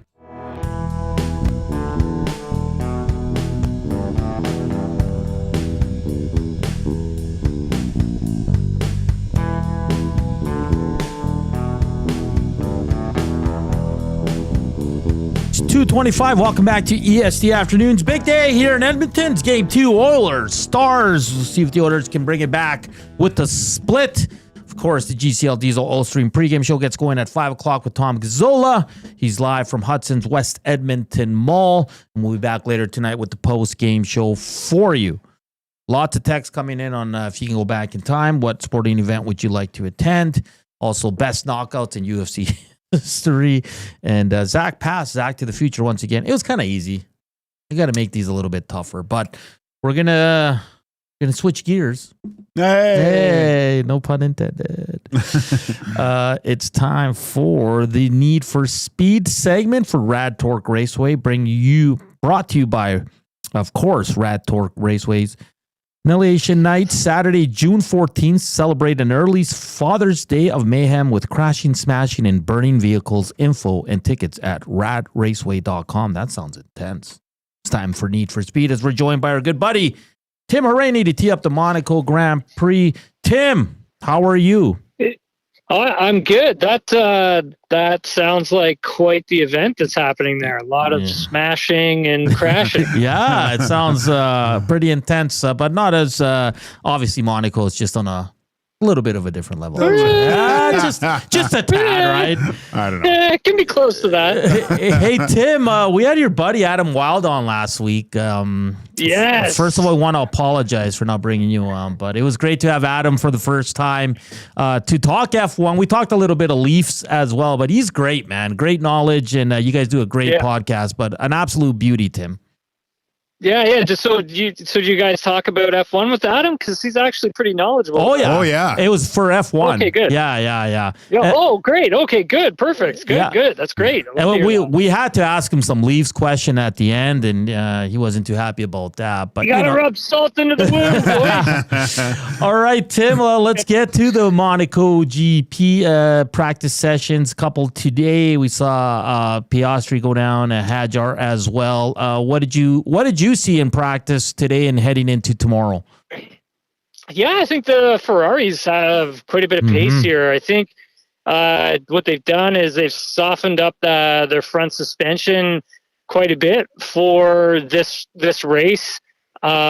And then obviously you add on top of that, just Charles Leclerc just knows the track well. Yeah. I mean, obviously it's where he grew up, it's his home.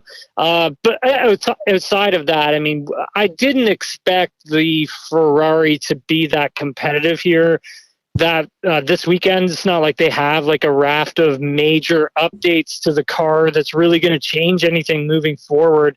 I think it's essentially is the fact that with Monaco, the driver can just make such a huge difference. And if you have a car that is, close to what the best car is on the grid, like McLaren, then I think the driver can make up that difference. When we take a look at, Max Verstappen and, the day he had on Friday, not the greatest. He was impeded by Franco Colapinto at one point. That he wasn't too happy about that. He was clapping his hands together at him when he was driving by him.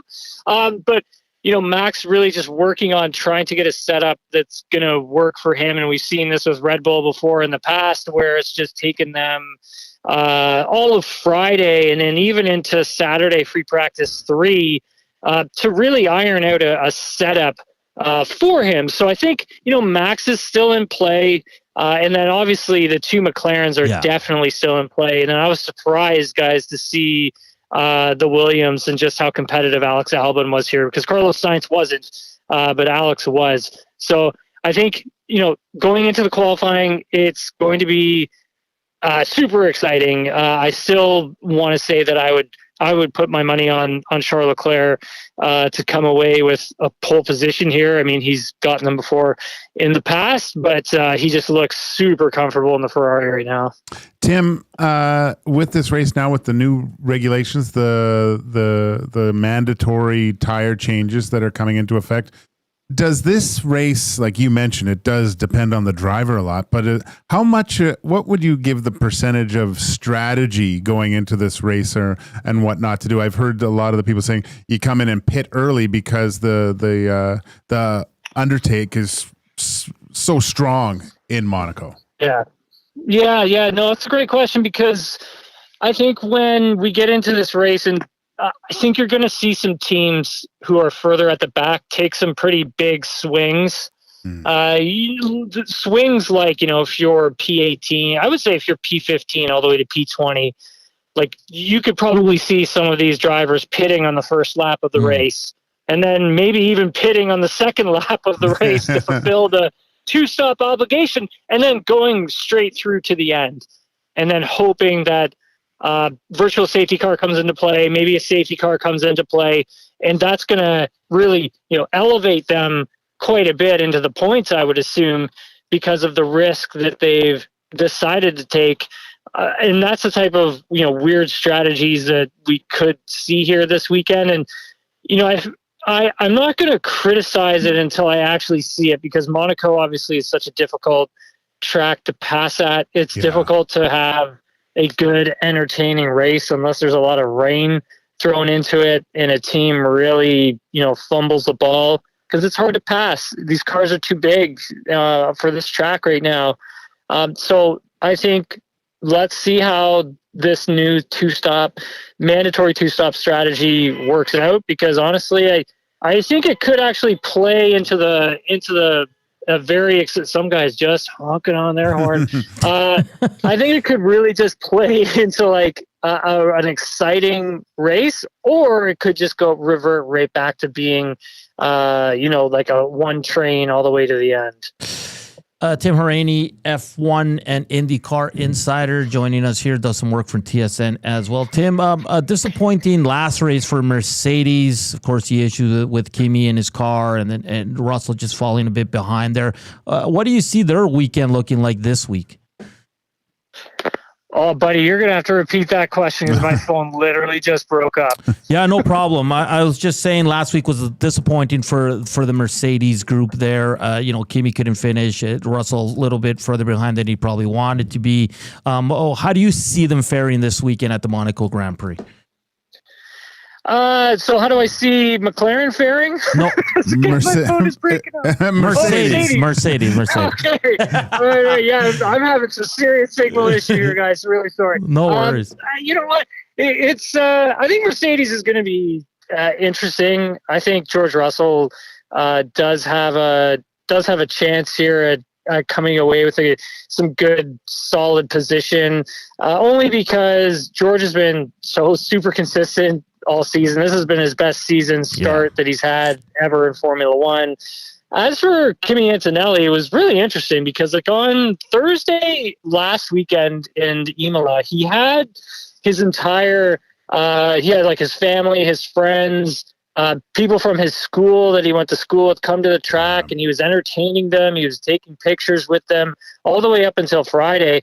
And it was interesting hearing from him yesterday talk about that and how exhausted he was from all of the obligations that he put on himself, really, and what he had learned from doing that, what he had learned by overtaxing himself throughout the race weekend, because these guys are really busy throughout an entire weekend. They have media obligations, sponsorship obligations. They have their engineering meetings that they have to go to. Then they have to drive the car, and then they're training as well on top of that sometimes. And so they've got so much on their plate that, their days are extremely long, and you kind of want to make sure that you're not taxing yourself out too much. And I think Antonelli learned that last weekend.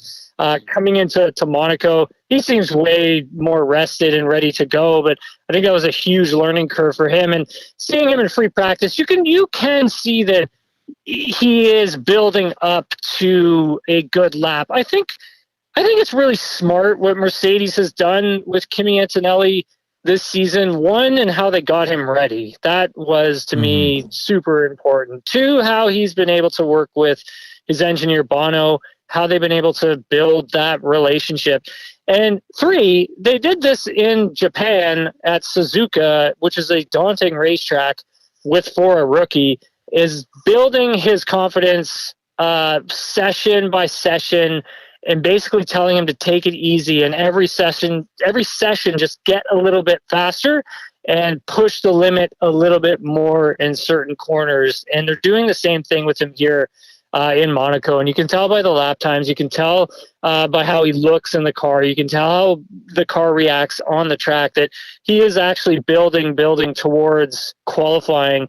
And he is going to be a very interesting driver to watch come qualifying, and also the race as well, I would say.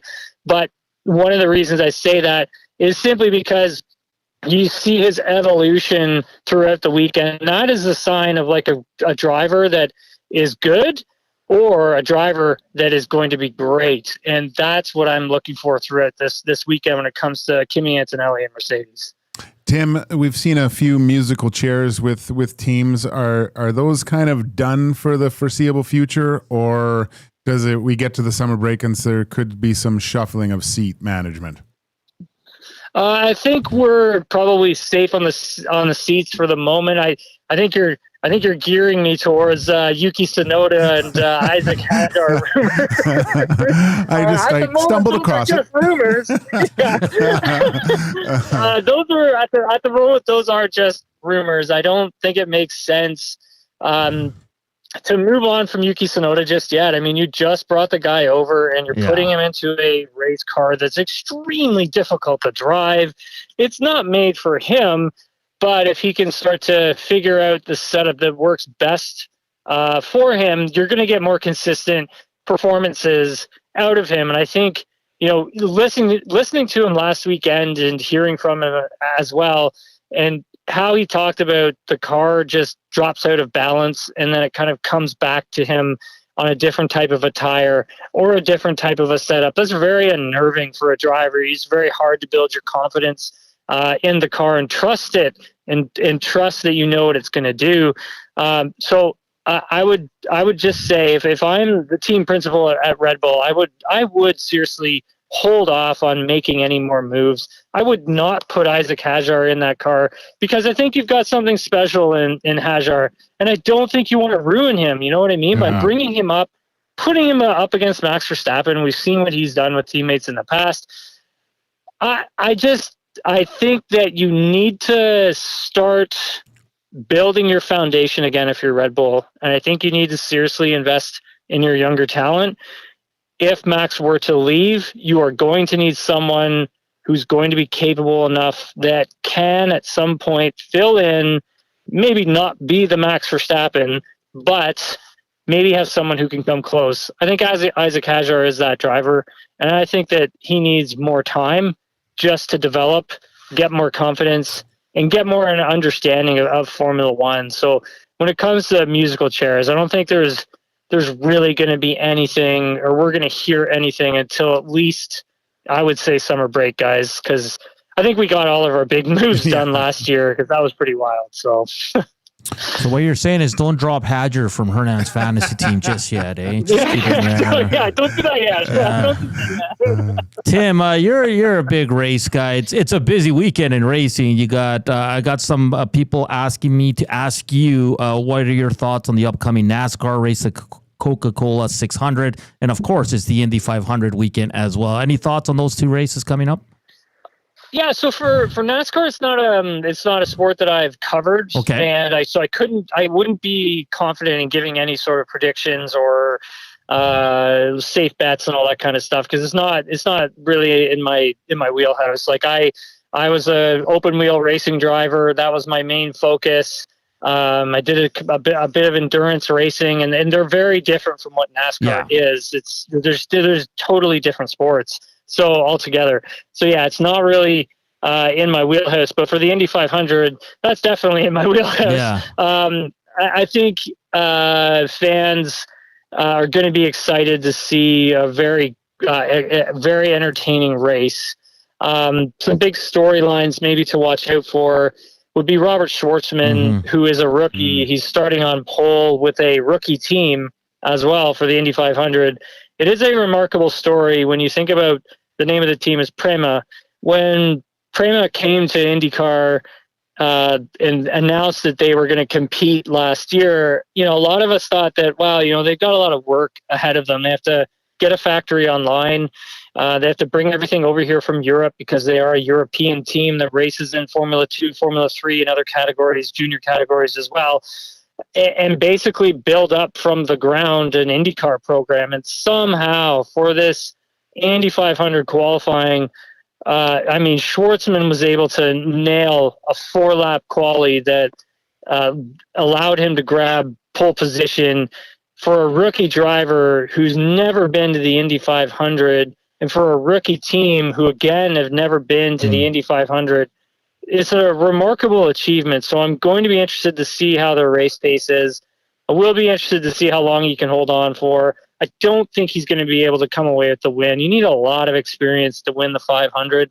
We're going to go deeper into the field for some of those winners, but I think one of those winners is starting on the front row, and Pato O'Ward. That's a driver that last year, like you guys remember, got passed on the last lap by Joseph Newgarden. Like, was an incredible, like, a gutsy pass from Newgarden, where I thought, if this goes wrong, they're both going into the wall. Like, that's how close that pass was.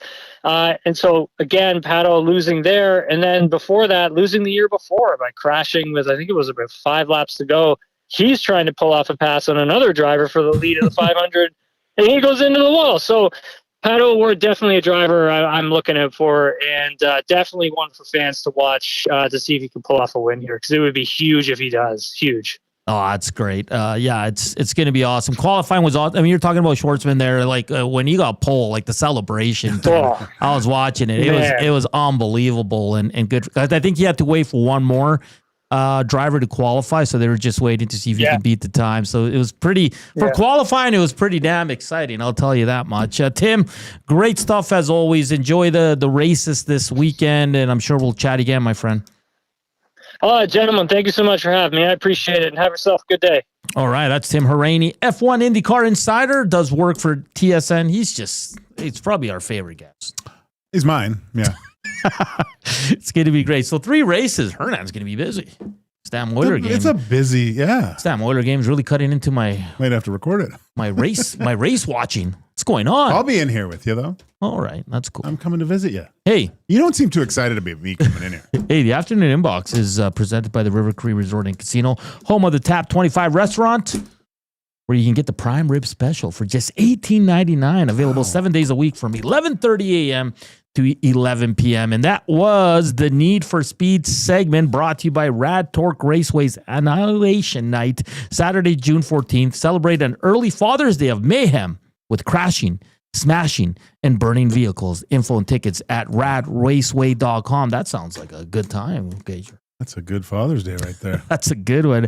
Coming up next, we'll look at the Elks depth chart for Inside the Numbers. We'll also finish it off, teeing up Game 2 between the Edmonton Oilers and the Dallas Stars. What do they need to do to win tonight? For me, it's simple. Stay out of the box so you don't have to kill a penalty.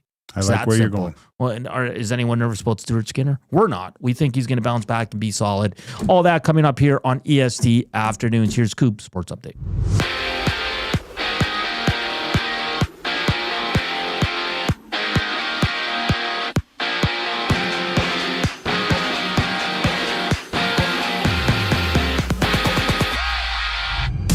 The Oilers and Stars clash in Game 2 of the West Final. Dallas taking Game 1 by a score of 6-3. Catch Tom Gazzola and Hernan Salas at Hudson's, Bourbon Street, and West Ed for the GCL Diesel Oil Stream pregame show as they tee up the action at 5, only on EST. And the Islanders have a new general manager, hiring former Lightning Director of Hockey Operations Matthew Darsh as the Vice President and General Manager of the club. From Rimouski, the Tigers and Oceanic dropped the puck to mark the start of this year's Memorial Cup. That one starts at 5. In CFL news, Zach Caleros is sticking with the Blue Bombers through the 2026 season, with the 36-year-old signing a 1-year extension ahead of his 6th season with the team. MLB action has Eric Lauer start for the Jays in their opener against the Rays. First pitch for that one is just after 7, with one game underway right now. Boston stomping Baltimore 19-3 in the end of the 8th inning. On the court, the Knicks and Pacers tip off in Game 2 of the East Final. New York blowing a 14-point lead in the final 3 minutes of the opening contest. The final segment of EST Afternoons brings us back on the other side of the break. I'm Zachary Kubish, and you're up to date. Reed Wilkins Show with Jay Milne. All the different languages of the Crosby golden goal. The French broadcast, they're just, oh, and then they start going, oh, Crosby, Sidney Crosby. Like, if it was just on radio, you'd be like, okay, he either scored or he's been, like, decapitated at center ice. The Reed Wilkins Show with Jay Milne, weekday afternoon 3 to 6, only on Edmonton Sports Talk, your clear choice for Edmonton sports. Experience the iconic music of Dire Straits with DSL, Dire Straits Legacy, June 12th in the venue at River Cree Resort and Casino. Featuring original members and musicians who recorded, performed, and toured the globe with Dire Straits. Alan Clark, Dire Straits' first keyboardist, plus Phil Palmer, Danny Cummings, and Mel Collins. This incredible show includes all the hits, Money for Nothing, Sultans of Swing, Walk of Life, and more. Tickets at rivercreeresort.com. River Cree Resort and Casino. Excitement. Bet on it. You've heard the name, but what does it mean? For over 66 years, William Huff Advertising has supplied signage from screen printing to digital to LED with design, production, and install in-house. It's a one-stop shop for all your signage needs. Edmonton owned and operated, William Huff has been trusted by the biggest companies and teams in the City of Champions and many others across the country to do the job. If you're looking for a way to get the word out about your company or event, they are the answer. Go to www.williamhuff.com. Their results speak for themselves.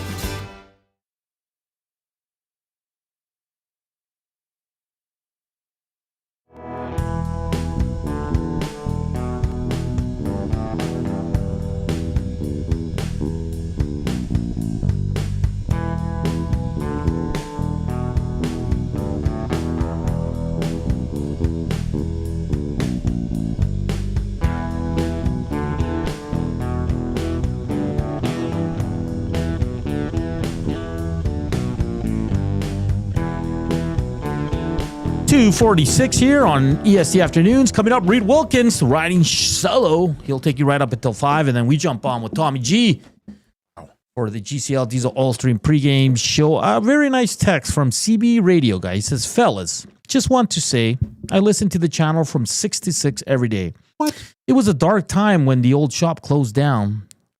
Sometimes I rile the boys up with my takes, but God, I'm so glad there's all this content. Love you, boys. DRS. DRS. Yeah, good stuff. Buddy. DRS. Rusty, I asked him about the Coke 600, and he's not a big NASCAR. It surprises me a bit because race guys usually are into all of it, right? Well, he said it's different. Yeah, yeah. He's a open wheel racer. I might have become NASCAR guy. Really? I'm gonna watch the race this weekend and see because, like, now I have the guys I know and want to cheer for, and the guys I hate and will hate watch, like Max Verstappen. Are you gonna have like a? Well, I'm here, right? I know, but are you gonna like change your wardrobe and stuff and everything? Become full NASCAR guy? Are you? I think there's a guy named Suarez too. He's from Mexico. He has a really cool story, and like in one of they go to his house. He brings his dad down for one of the races, and he has a collection of old school cars. Oh, really? Unreal, man. Yeah, and he's married. So his wife is, I think Piquet, who used to run in F1. His daughter, Max's. No, the Mexican driver in NASCAR, Suarez. He's married. Piquet or whatever. His daughter is his wife. Same as Max. So he's got 2 daughters. Oh, Max is married too? Yeah. Oh, I didn't know that. Yeah. I might be wrong on. It's a former F1 driver's daughter. Oh, really? And I'm pretty sure it's her. Is it Nelson Piquet? What's the dad? Yeah. Max is married to the daughter, so maybe he has 2 daughters. Oh, maybe they hang out. Yeah. Cool. Who knew? And maybe Max will go to NASCAR. Can you imagine? No. That'd be awesome. He'd be like Sacha Baron Cohen in Talladega Nights. Hey, there's a NASCAR guy in the Indy. Is there? Yeah. Kyle Larson, who's in first place in the standings. That show starts tonight. The Need for Speed or whatever the... Oh, the Gran Turismo? Gran Turismo. Yeah. Oh, I might have to watch that. You got to finish Legacy before... Legacy? What the hell's that? No, Identity. Sorry. Oh, I will. Born Identity. Is there Zach Colaro's news? I think Twitter's kind of like it's going through some hiccups right now because my Twitter I cannot. Oh yeah, here we go. Nope. Is Colaro's re-signed? Yeah, he signed a 1-year contract extension with the Blue Bombers through the 2026 season. He's 36 years old, boys. Nice. Yeg Sparky says, "Nice meeting you guys. I think that's the fine gentleman that came in here." Yeah, he was really nice. Really nice. He was awesome. We say hello to the Winnipeggers, the Hustlerites, the WSTers. Are you on the Oilers bandwagon? Let us know. Or are you cheering for the Dallas Stars? They're not cheering for Dallas, are they? No, I don't think so. There's absolutely no way they're cheering for Dallas. No. They might not be cheering for the Oilers either. They might be cheering for Florida. They better be cheering for the Edmonton. I would not cheer for another Canadian team. That's the way I am. Hockey team? Yeah. Okay, well then it's fine then, I guess. I was You know what? I was really upset that both teams lost, like Winnipeg and Toronto, for the sole reason just having more opportunities for a Canadian team to win the cup. Now, granted, did I want Toronto to win? Not, of course. But I get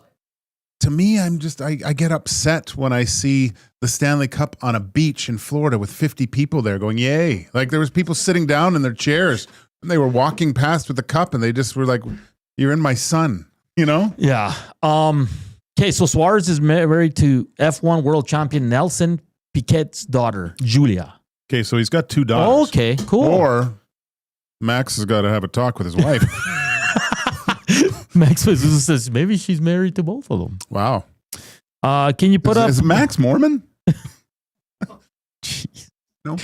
That's reverse Mormon. It's Inside the Numbers, brought to you by Play Alberta. Play Alberta's home is your home for online gaming excitement, featuring casino games, live dealer action, lottery, instant, and sports betting. Now with the new Play Alberta app, you can take the fun with you anywhere. Download the app or sign up today at playalberta.ca. Can you put up my OBS again there? We're just going to quickly look at the good old green and gold's depth chart for tomorrow. There you have it. So Marcus Lewis, Devondrick Byman, and Colby Williams in the secondary are veteran guys. They probably won't play a lot. You might see him a few snaps. Kongbo's another CFL veteran on the DN, along with Noah Taylor, who was a rookie last year. They get the start. And DeBlanco, which I'm intrigued to see at middle linebacker. I truly am. He will get the start there. Offensively, Cody Fajardo, probably going to play a quarter, maybe less, and then they're going to roll with Mick Elving and Snyder there. They'll probably get most of the snaps. As for guys that are vets that are going to see some field, second-year receivers Arkel Smith and Zach Mathis, who are battling for that 5th spot with the number 1 group. And then after that, it's a lot of rookies, which is expected when you go on the road in the preseason. One position to watch, kicker. Vincent Blanchard and Campbell Fair will battle that out. Cody Grace punts. So there you have it. A very young, a very inexperienced group, but they do have some vets on the road. So it's going to be a fun game. 7:30 tomorrow night at McMahon Stadium. I think you can watch on CFL.ca. So there you have it. Not a lot of vets, but it's a good time to evaluate some of these rookies and guys who can push to be on special teams or a backup. There you have it. Thanks, Coop. That was Inside the Numbers for Play Alberta. And people were asking about the promo codes. Yeah, if you want to hit up the casino, it's 100 casino for free bets on sports. It's 100 sports. All you got to do is deposit 20 or more and you get a $100 free casino bonus or a $100 free bet on a sports. Yeah, I think I took care of everything, Joaquin. Yeah, that's great, man. Do you getting excited? Probably. I can't wait to see you at a game with less stress. I know I've said this before, but you always looked so stressed. Well, I wasn't stressed. It was just you're running all over the place, right? You looked like you needed a cigarette. If I would have known, I would have brought some for you. Because you know, like during game day, like how many times I ran those stairs? Oh, I was in pretty good shape, man. Yeah, it wasn't stress. It's just more like you're not putting out fires either, but like someone needs you here, someone needs you there. Do you know what I mean? So you're kind of all over the place, very sweaty. You weren't sweaty. I was sweaty. Hot in those kitchens. But it's pronounced Nelson Piquet. Piquet. Okay, sorry. Thank you, Ben. Keys to tonight. Oilers. What do you got? Aside from the obvious. I think they bounce back. This is a good team, man, and they got the experience. I compare them a lot to the Florida Panthers. That a lot of stuff doesn't faze them. Like you look at Florida, they lose Ryan Hart, they don't miss a beat. I feel the Oilers are going to bounce back tonight. I think, and I'm sorry, and I know a lot of people out there think Dallas is a better team. I think the Oilers are. I think they got more depth. I think they're just outside of those 6 minutes, they were the better team in Game 1. I'm intrigued to see if Dallas makes any lineup changes. The Oilers won't. Let's just be clear there. Connor Brown will play, so the same lineup as Game 1. But I think they bounce back. You? Well, I said keys to the game. You made a lot there. But summarize what you said. I think I gather a little bit of discipline. Key. Well, that's what I said. I said don't take any penalties, so you don't have to go on the PK because your PK sucks. And you're not Nelson Piquet. And Nelson Piquet's 2 daughters are dating a NASCAR driver and a F driver. Yeah. That's awful. Like if my daughter came home and said, Daddy, I met this real nice hockey player. I'm like, no, you didn't. No, you didn't. Yeah, exactly. Yeah. That's not happening. You didn't. That's not happening. Your mom found the only one. That's the last one in this family. All right. Reed Wilkins from 3 to 5. Tommy Gazzola at 5. Game time, 6:20 probably. Puck drop around there. Will the Oilers bounce back? I mean, I'm pretty confident they will. So they can come back home for Sunday for the split. And just a reminder, Sunday, 11:30 a.m. for the pregame show. So keep it locked here on Edmonton Sports Talk. We got you fully covered here for all things sports and especially the Edmonton Oilers. Let's go. It's game day. It's going to be a great day. The sun is shining and it's Friday. For Hawk, for Coop, I'm Salas. Enjoy the game tonight. Keep it locked here on Edmonton Sports Talk. Reed Wilkins is coming up. I love you all. Chowders!